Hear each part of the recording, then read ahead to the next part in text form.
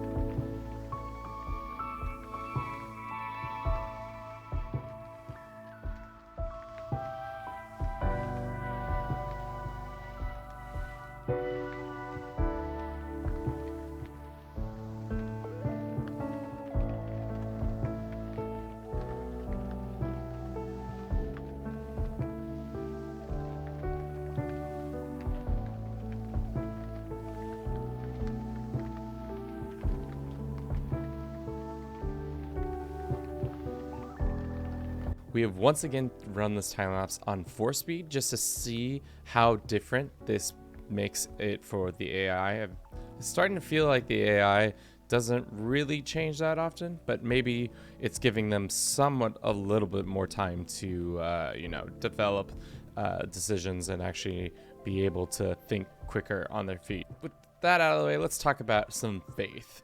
We predicted that Catholicism was going to be the top one, and it looks like Catholicism has done so. Ashari not with a close second, Orthodox with a distant third, and Coptic surprisingly still cracking the top 5. Some interesting faiths that traditionally you don't get to see a lot of.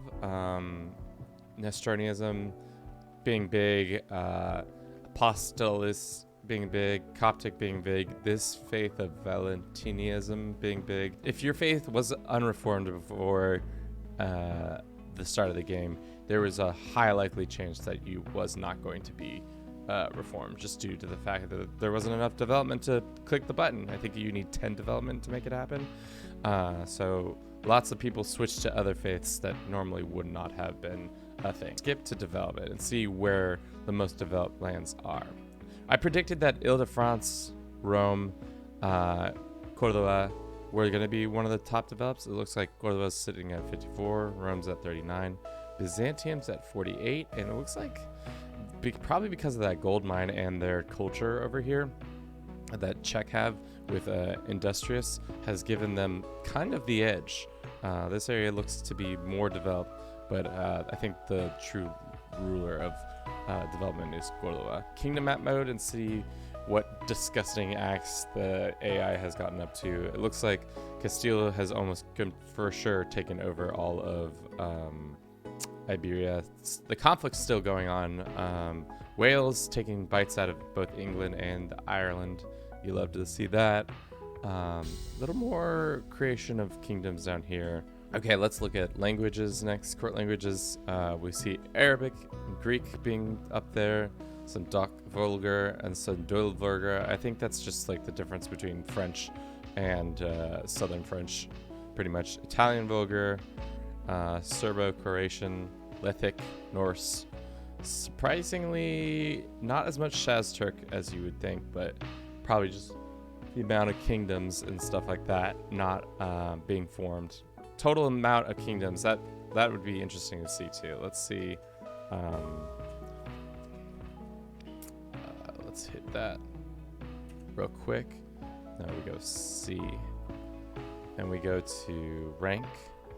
Yeah, there's 1, 2, 3, 4, 5, 6, 7, 8, 9, 10, 11, 12, 13, 14, 15, 16, 17, 18, 19 kingdoms. It's a pittance compared to games in the past. Looks like not a lot of people formed kingdoms, and then no empires were formed. Surprisingly, like Italia not able to click the button, probably just due to the fact that they're in such amount of debt. Castile still not being able to do it just because the Iberian struggle isn't over. See how the Mongols did. I knew they got a little bit bigger than before. Died in his sleep at the age of 55.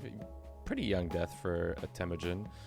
Looks like the Golden Horde has got popped out. Chagatai, Ilkhanate was formed. All Mongolian states that were formed after the fall. But I think he was able to expand more than when he had when he was going up against people with 100 development. So, what have we learned from this time lapse? It looks like it's much harder to have a much larger army. People aren't forming empires very much, just probably due to the lack of resources in general to maintain a kingdom itself.